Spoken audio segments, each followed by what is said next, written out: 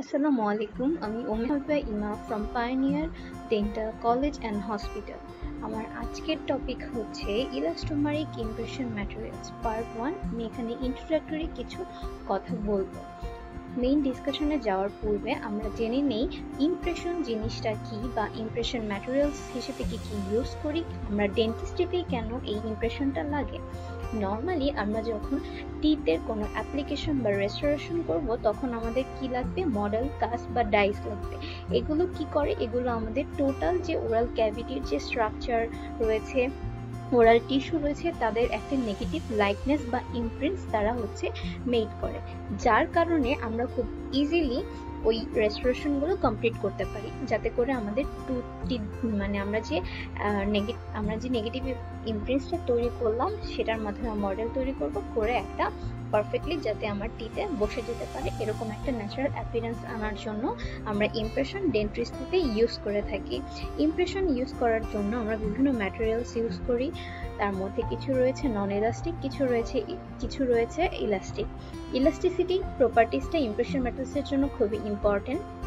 Elasticity এগার এলজিনেটের ভালো হলেও কেন আবার ইলাস্টোমারকে এই ডেন্টিস্ট্রিতে আনা হয়েছে, কারণ এগার আর এলজিনেটের ডাইমেনশনাল স্টেবিলিটিটা ইলাস্টোমার থেকে কম এবং তারা খুব ভালো সারফেস ডিটেলস নিতে পারে না, কারণ তাদের ভিসকোসিটিটা ইলাস্টোমারের থেকে একটু বেশি। ইলাস্টোমারের স্পেসিফিক কিছু প্রপার্টিসের কারণে ডেন্টিস্ট্রিতে ইলাস্টোমারটা এন্ট্রি করে। এবার জেনে নিই ইলাস্টোমার জিনিসটা আসলে কি। ইলাস্টোমারটা নর্মালি ইন্ডাস্ট্রিয়াল ভাবে ইউজ করা হতো। সাপোজ আমরা গাড়ির যে টায়ার কল্পনা করি, সেটা কিন্তু একটা ইলাস্টোমার। ইলাস্টোমারের কিছু স্পেসিফিক প্রপার্টিস, দুইটা ভালো প্রপার্টিস হচ্ছে লো ভিসকোসিটি, রয়েছে ইলাস্টিসিটি, রয়েছে rubber base types of polymers type substance.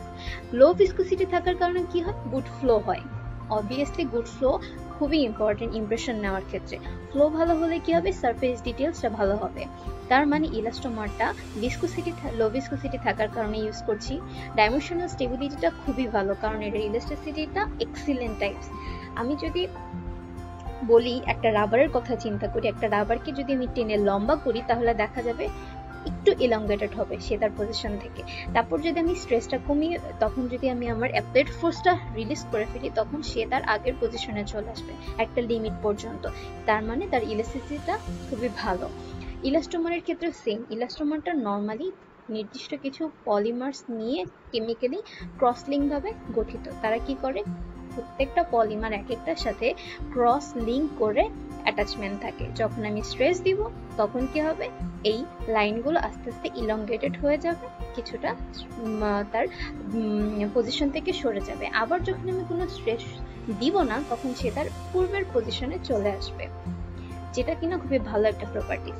এবার চলে আসি ক্লাসিফিকেশনে। Classification according to chemistry, elastomeric impression materials are of 3 kinds: polysulfide, silicon, polyether. Silicon আবার 2 kinds: condensation silicon, addition silicon. Hydrophobic আর হাইড্রোফিলিক কথাটা আমি লিখে রেখেছি, সবগুলোর মধ্যে দেখা যাচ্ছে পলিইথার বাদে সবাই হাইড্রোফোবিক। হাইড্রোফোবিক জিনিসটা কি, মানে hydro means water, phobic means phobicity or ভয় বা ভীতি, পানির প্রতি খুবই ভয়। আর ফিলিক মানে অ্যাফিনিটি অর অ্যাট্রাকশন, মানে পানির প্রতি ভালোবাসা।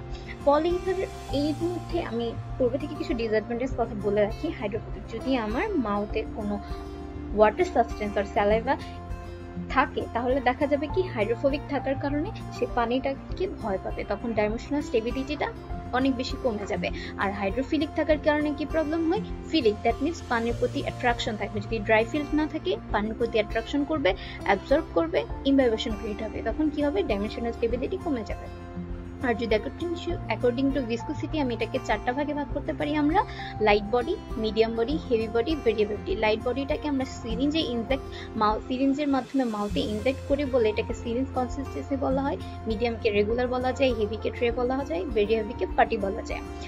নর্মালি আমাদের এই ইমপ্রেশন ম্যাটেরিয়ালস গুলো আমরা 2টা ফর্মে পাই: base form and catalyst form. Light body, medium body, heavy বডিরা কলাপসেবল